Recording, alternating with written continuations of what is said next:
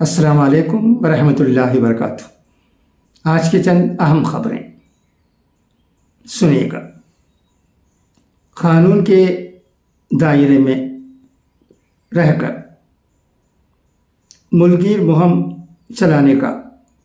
مسلم personal لا board. نئی دہلی، وقف ترمیمی بل کو راجیہ سبھا میں پیش کیے جانے کو بدقسمت فعل قرار دیتے ہوئے آل انڈیا مسلم پرسنل لا بورڈ کے صدر مولانا خالد سیف اللہ رحمانی نے کہا کہ یہ بل صرف مسلمانوں کا مسئلہ نہیں بلکہ آئین کی خلاف ورزی کا مسئلہ ہے، اور مسلم پرسنل لا بورڈ وقف ترمیمی بل کے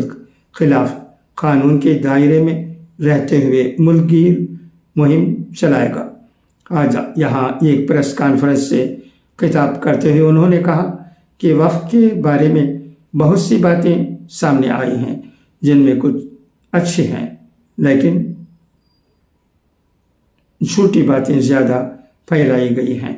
جیسا کہ جس زمین پر وقف بورڈ ہاتھ رکھ دیتا ہے وہ اسی کی ہو جاتی ہے، جبکہ ایسا بالکل نہیں ہے۔ انہوں نے دعویٰ کیا کہ وقف ترمیمی بل مذہبی تفریق پر مبنی ہے، کیونکہ صرف مسلمانوں کے وقف کے ساتھ ایسا کیا جا رہا ہے، جبکہ ہندو، سکھ اور عیسائی کے مذہبی ادارے انہی کے لوگ چلاتے ہیں۔ انہوں نے کہا کہ بدقسمتی سے آج وقف ترمیمی بل راجیہ سبھا میں بھی پیش کیا گیا۔ حکمران جماعت، اس کے اتحادیوں اور پارلیمنٹ کی اسٹینڈنگ کمیٹی نے اس معاملے میں ہندوستانی مسلمانوں کے خیالات اور آراء کو مسلسل نظر انداز کرتے ہوئے جس طرح سے اپنی منمانی تجویز پارلیمنٹ میں پیش کی ہے وہ انتہائی قابل مذمت اور ہندوستانی مسلمانوں، اقلیتوں اور تمام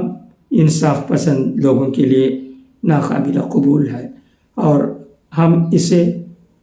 مسترد کرتے ہیں۔